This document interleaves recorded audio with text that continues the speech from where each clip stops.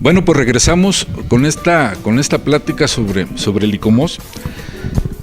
Nos quedamos en los comités científicos con los que cuenta actualmente ICOMOS mexicano, porque a nivel internacional, bueno, hay muchos otros, unos están activos, otros no están activos. En México, los que tenemos ahora activos, y para que se den más o menos una idea de los trabajos que se están haciendo a nivel nacional, los comités son un reflejo de ello.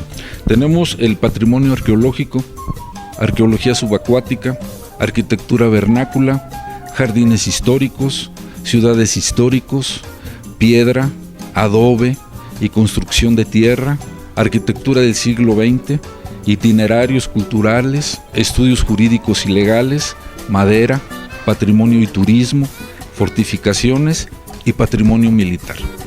Bien, con todas estas actividades que realizamos a nivel nacional y a nivel estatal, nosotros tenemos que entender cómo funciona realmente el ICOMOS, que recuerdo es un organismo de la UNESCO, somos los que trabajamos y hacemos muchas veces el trabajo de investigación y de soporte para la UNESCO.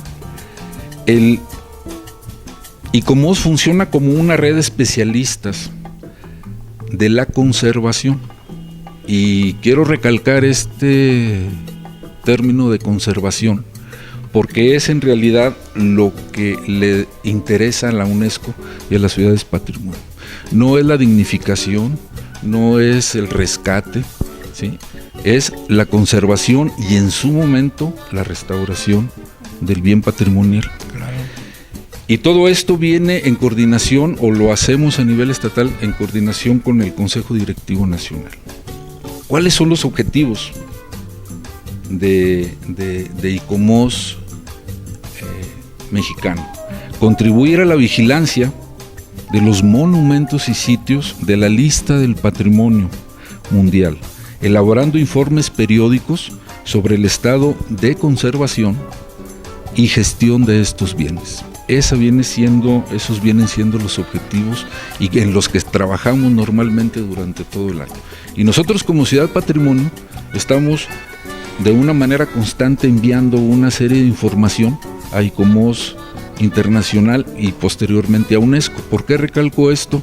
Porque UNESCO fue quien inscribió a la ciudad de Guanajuato en la lista de ciudades patrimonio. Y el compromiso que tenemos, en este caso Guanajuato por ser ciudad patrimonio, es la conservación de la ciudad. Y aquí hay una historia atrás de cómo surge todo este trabajo, cómo se llega realmente a lograr que la ciudad de Guanajuato quede inscrita en la lista de ciudades patrimonio. Y para esto le voy a pedir al arquitecto Jorge Cabrejos nos platique un poco de esta situación tan interesante y por la cual nosotros debemos sentirnos orgullosos de ser ciudad patrimonio de la humanidad. Arquitecto. Muchas gracias, Ángel. Bueno, dentro de las actividades de ICOMOS, sobre todo la referencia al trabajo de realizar investigaciones para inscribir bienes en la lista del patrimonio mundial, en el caso de Guanajuato, en el año 82 hay una declaratoria de zona de monumentos nacional. Está registrada por el Secretaría de Educación Pública y dada de alta como zona de monumentos históricos, con un catálogo y con una lista de bienes, plazas, calles, perfiles urbanos. Y en esa declaratoria de zona de monumentos también aparece una poligonal que tiene aproximadamente 900 hectáreas y donde se incluyen bienes patrimoniales desde prácticamente Dos Ríos hasta la presa de La Hoya, pasando por el lado del Cantador. Esta declaratoria de zona de patrimonio, zona de monumentos históricos, es importante porque de allí parte el ICOMOS mundial con su trabajo para inscribir a Guanajuato en la lista del patrimonio mundial. Y si ustedes se dan cuenta, la lista del Patrimonio Mundial dice zona de monumentos históricos de Guanajuato y minas adyacentes. Claro. Esa es la inscripción en la lista del Patrimonio Mundial.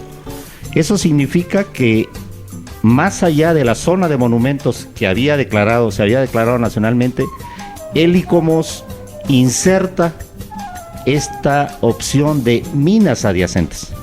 Y cuando hace esa acepción de minas adyacentes, ya estamos hablando de un polígono mucho mayor. Estamos hablando prácticamente de 1.200 hectáreas. Y no solamente es esta área, sino que comprende la zona construida, tanto la zona de monumentos como las demás zonas de la ciudad. Y se le inserta además los perfiles de los cerros que nos rodean en la cañada, y ese fue el gran reto. ¿Por qué? Porque la ciudad, al estar enclavada en la cañada, había una serie de área alrededor que no estaba ocupada, que era esa área normalmente dentro de las metodologías de trabajo de las zonas monumentales, realmente estaba libre. Entonces había que tomar un criterio ahí. ¿Qué se iba a hacer con esas zonas en pendiente que estaban libres?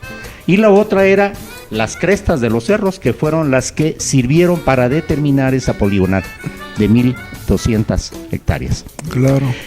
Entonces, esta declaratoria ya nos puso un nuevo trabajo. No era solamente el patrimonio monumental construido, con todo el tema de la zona de monumentos históricos, sino que nos amplía el territorio y todavía nos enmarca a la cañada, que ese es el tema, ¿no? Entonces, esta declaratoria fue muy importante, fue atípica a nivel de la UNESCO. Qué no importante. Fue una declaratoria común. Qué importante dato. No, ¿sí? Eso para nosotros fue lo fundamental. Claro. ¿No? Y fue en el 88, y lo más curioso es que siempre hemos estado diciendo, sí, está escrito en la lista del Patrimonio Mundial, pero siempre estamos pensando aquí, abajito. Ajá, ¿no? ajá. Cuando realmente el tema es muchísimo más amplio.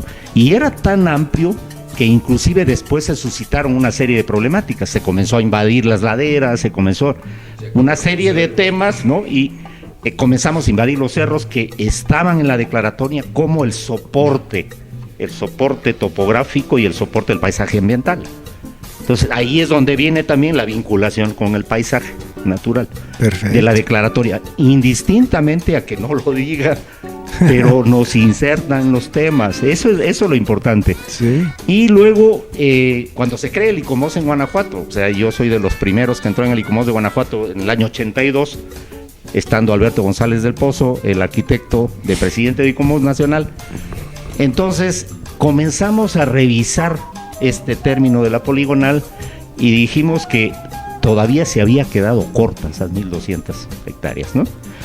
Entonces comenzamos a trabajar la ampliación de la poligonal, y esta se logró conjuntamente con el municipio de Guanajuato, y logramos hacer hasta las 9.000 hectáreas. ¿Por qué? Porque a la hora de comenzar a hablar de minas adyacentes, ahí no decía cuáles minas, minas adyacentes, y en la declaratoria del patrimonio destaca fundamentalmente ese tema de las minas adyacentes como el factor fundamental de la declaratoria. Es correcto. Sí. No es tanto el patrimonio histórico, monumental y esto, sino declara por las minas. Y en particular hace un detalle importante. La mina de Valenciana, al que le llama, es el tiro del diablo. ¿Por qué? Por la profundidad vertical que tiene, ¿no? O sea, por la modalidad de explotación. Aquí, arquitecto, si me permite hacer una acotación, un comentario. Nosotros en Guanajuato manejamos una cierta idea de identidades diversas, y para nosotros aquí en el programa de Legados y Tesoros es bien importante reafirmar que la identidad de Guanajuato es totalmente minera, y aquí se da la razón, ¿sí? Podemos argumentar esta parte. ¿Cómo ve usted? Claro que sí. No sé, Ángel, si quieras especificar esa partecita del, ¿no?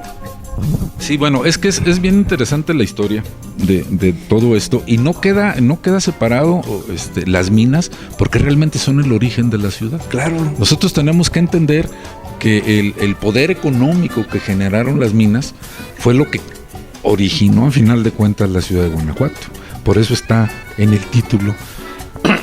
título otorgado cuando se inscribe a la lista de ciudades patrimonio.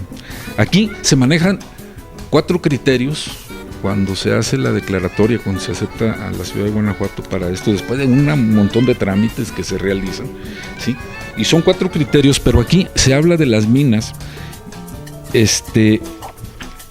y de elementos arquitectónicos se mencionan 2, básicamente, ¿no? O sea, el templo de Cata y Mellado, de la compañía, perdón, sí, la casa del Conde Rull, pero como elementos arquitectónicos poco. La estructura de la ciudad fue importante, pero a final de cuentas el criterio bien interesante que viene, o sea, con el tema de las minas, dice: Guanajuato está en el criterio 6, dice: Guanajuato está directamente y materialmente asociada a la historia económica del mundo, particularmente del siglo XVIII. ¿Sí? Y cuando hablamos de esa época y cuando hablamos del dinero, o sea, son las minas las que están influyendo ahí, ¿no? Y bueno, sí se hablan de los templos de Mellado, de Cata y de las mismas minas, pero en realidad, por lo que estamos manejando ahorita, o sea, las minas son fundamentales. Si no hubiera minas, o sea, Guanajuato, pues probablemente no. Sí, qué interesante sí. El tema, estimados amigos. Vamos a un breve corte y regresamos en un momento.